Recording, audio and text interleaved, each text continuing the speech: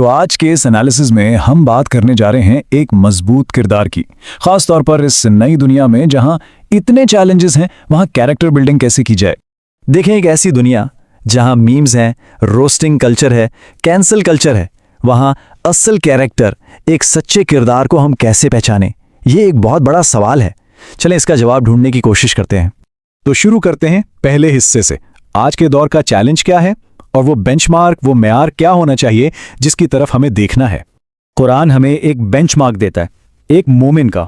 اب یہ مومن کون ہے؟ یہ وہ شخص ہے جس کا کردار اتنا مضبوط ہے کہ وہ کامیابی کی مثال بن جاتا ہے اور آنے والی نسلوں کے لیے بھی ایک رول ماڈل ہوتا ہے۔ اب آتے ہیں دوسرے حصے پر، فضول مشاغل سے بچنا، اور یہی اصل جنگ ہے، دا بیٹل فار اٹینشن۔ اس کے لیے قرآن میں ایک لفظ استعمال ہوا ہے، لغو۔ لغو کا مطلب کیا ہے؟ بالکل سمپل، ہر وہ چیز، ہر وہ بات، ہر وہ کام جو بیکار ہو، جس سے وقت برباد ہو اور کوئی فائدہ نہ ہو۔ ایک مومن ان چیزوں سے دور رہتا ہے۔ تو ذرا اس کمپیریزن کو دیکھیں۔ ایک طرف لغو ہے جس میں گوسپ ہے، روسٹنگ کلچر، بے مقصد شاپنگ فیڈز، اور دوسری طرف فائدہ مند چیزیں، حکمت کی باتیں، سائنس اور فزکس کی نیوز، روحانی ریمائنڈرز۔ فرق بالکل صاف ہے۔ اور یہاں ایک بہت اہم بات سامنے آتی ہے۔ اکثر لوگ سوچتے ہیں کہ دین میں کنسسٹنسی کیوں نہیں آتی؟ اگر لائف سٹائل وہی رہے، میڈیا کنزمپشن وہی رہے، تو کیسے آئے گی؟ جب تک یہ لغو زندگی میں ہے، ایمان میں ٹھہراوانا بہت مشکل ہے۔ تو ایک چھوٹا سا پریکٹیکل ہوم ورک ہے، آج ہی اپنے سوشل میڈیا اکاؤنٹس کھولیں، جتنے بھی لغو پیجز ہیں انفالو کر دیں اور ان کی جگہ کچھ فائدہ مند کانٹینٹ کو فالو کریں۔ یہ ایک چھوٹا سا سٹیپ لگتا ہے، لیکن یقین کریں یہ ایک بہت بڑی تبدیلی کی شروعات ہو سکتی ہے۔ اب ہم اپنے تیسرے حصے کی طرف بڑھتے ہیں، ذاتی کردار کی حفاظت، اور اس میں 2 گارنٹیز کا ذکر ہے۔ ذرا اس بات پر غور کریں۔ نبی پاک صلی اللہ علیہ وسلم نے ایک ایسی گارنٹی دی ہے کہ اگر 2 چیزوں کی حفاظت کی ضمانت دے دی جائے تو وہ جنت کی ضمانت دیتے ہیں۔ سوچنے کی بات ہے، کتنا بڑا وعدہ ہے یہ۔ تو وہ 2 چیزیں ہیں کیا؟ پہلی، وہ جو دانتوں کے بیچ میں ہے یعنی زبان، اور دوسری وہ جو ٹانگوں کے بیچ میں ہے یعنی شرمگاہ۔ بس ان 2 چیزوں کی حفاظت کر لیں اور جنت کی گارنٹی لے لیں۔ ہاں، ہم سب جانتے ہیں کہ آج کے فتنوں کے دور میں یہ بہت مشکل ہے، لیکن اس پر کنٹرول کرنا ہی تو ایک مضبوط مومن کی پہچان ہے۔ اور سب سے بڑی بات یہ ہے کہ اس کوشش میں اللہ تعالیٰ کی مدد شامل ہوتی ہے۔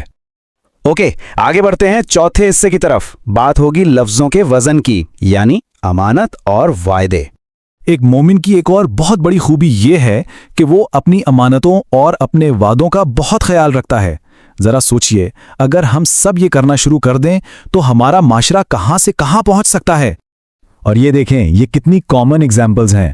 روزمرہ کی زندگی میں ہم کتنی بار کہتے ہیں، ہاں بس راستے میں ہوں، جبکہ ہم ابھی گھر سے نکلے بھی نہیں ہوتے، یا بس پہنچ گیا، جبکہ ابھی 45 منٹ باقی ہوتے ہیں۔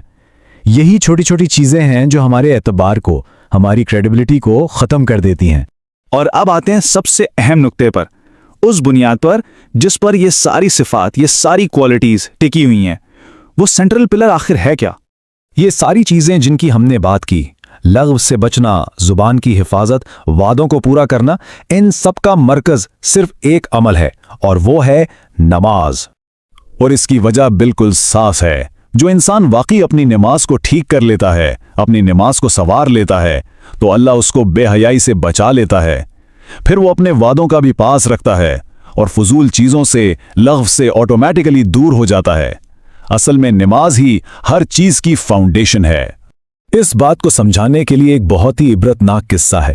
ایک بہت بڑے عالم تھے جنہیں اپنے علم پر، اپنی انٹلیکٹ پر بہت ناز تھا۔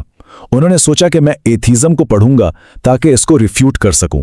لیکن ہوا کیا، پڑھنے کے دوران ہی اللہ نے ان کا دل ایسا پھیرا کہ وہ خود ایتھیسٹ ہو گئے۔